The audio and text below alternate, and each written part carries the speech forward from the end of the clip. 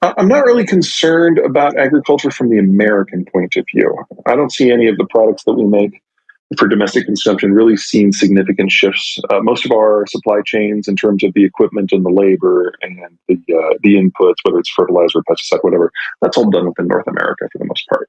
So we can have significant global disruptions in any number of ways, and the North American food cycle is going to be broadly okay. The rest of the world, that is most definitely not the case. We're getting our first taste of disruptions to agricultural inputs right now. A number of the world's fertilizers, the largest exporter is Russia or Belarus. And so we've already seen this calendar year significant changes to who is planting what, where, or how much fertilizer they're using.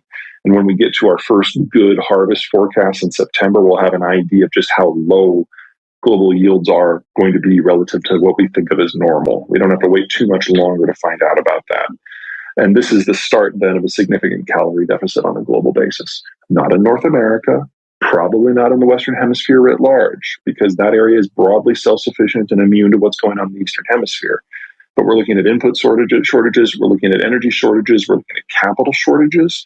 And as soon as it becomes clear just how China's going to shake out, we're probably going to be looking at equipment shortages as well. So I can see dramatically reduced output agriculturally in China, in sub-Saharan Africa, in the Middle East, in the former Soviet Union, and based on how bad it gets, even in Australia. And we're talking about 3 and 5 calories that the world produces are facing chronic limitations in how they can maintain that output due to some sort of shortage in something. And almost none of it applies to North America. Started to understand a little bit more about supply chains. We can thank COVID for that. And because of what's going on with the Ukraine war, the contradictions inherent to the green transition are making themselves very apparent in the European space. And that is going to force a lot of people to make some different decisions. Putting up solar and wind in places that are neither windy or sunny is a questionable strategy in the best of times. And it has proven so spectacularly unsuccessful in Europe that they're going back to coal wholesale because it's the only way they can prevent deindustrialization.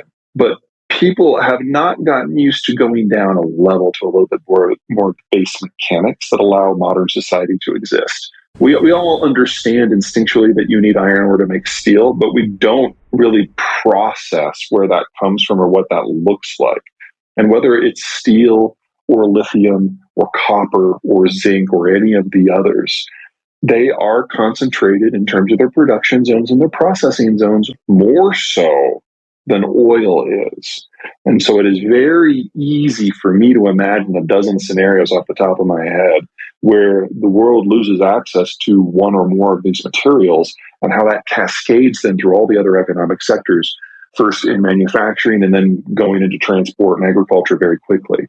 That is not something that we're used to thinking about, because a lot of these materials were not processed in the volumes or the purity that we have today before World War II. And so their entire production cycle is defined by an open, globalized world. And if you break that, so many places are going to have to get by without so many of the things that we think of as just modern, essential stuff. We have not started planning for that, but it's coming very, very soon. It depends on who the country is. So, for example, most of the world's cobalt comes from Congo. And without cobalt, there are no EVs. And in fact, cell phones, for the large part, go away. Congo is, at best, a failed state. And so the idea that it has any control over how this goes is a little ludicrous. Right now, the mines are owned primarily by the Chinese. They get the ore out, they send it to China for processing, then it's incorporated into battery chassis in East Asia, and then it goes to much the wider world. But if you break that first link, the cobalt, your options are limited. Number one, you can come up with a much better battery chemistry, but I'd argue we've been working on that for 10 years with limited success. Number two, you can occupy Congo, which is in essence what the Chinese have done to this point. You can go all neo-colonial.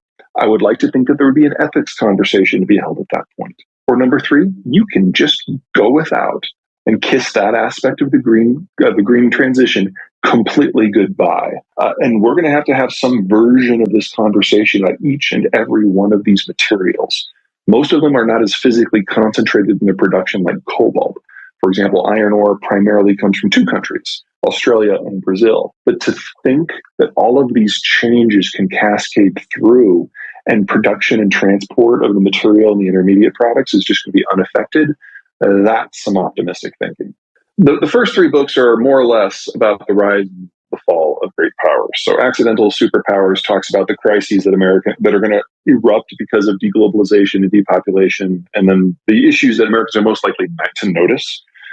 Absent Superpower goes into depth in the shale revolution and then plays it forward to show how that's going to accelerate the American withdrawal and remake the American industrial space.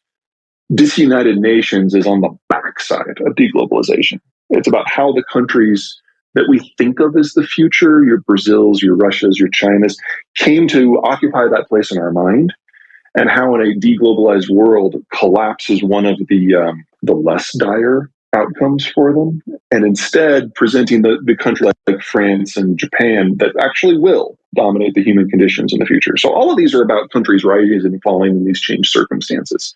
The newer book does it from a business point of view. So instead of focusing on the rise and fall of China or Argentina or whoever it happened to be, it goes into each of the economic sectors that define our world: transport, finance, energy, industrial commodities, manufacturing, and agriculture.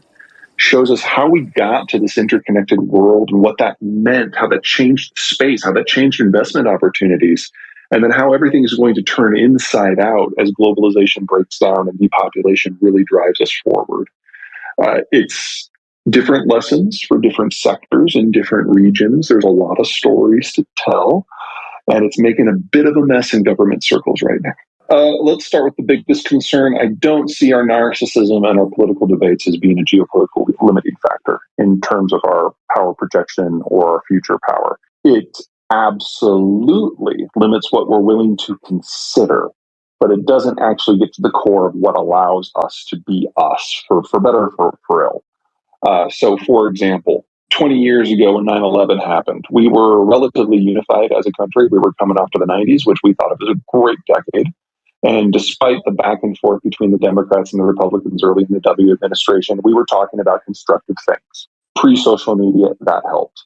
9/11 happened, that drove us together even more. And for the next 15 years, the United States, from a foreign policy view, was very active. Now, we can all say whether or not, we can debate whether we thought we were active in a productive way. But the point was, there wasn't a lot of dissent within the United States about whether we should or should not be active. It's a question of how should we do it. We can't do that right now. The debates have become so fierce and so petty and so myopic that the United States at the moment cannot have a conversation with itself about foreign policy. And so if it wasn't for Vladimir Putin making his move back in February, we probably would not be part of the global system from a discussion point of view at all.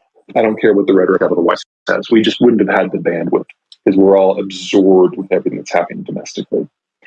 Now, in terms of things in the future that could go wrong, let me give you a couple of scenarios. I don't think any of them are high likelihood, but I think they're the things we should be concerned about.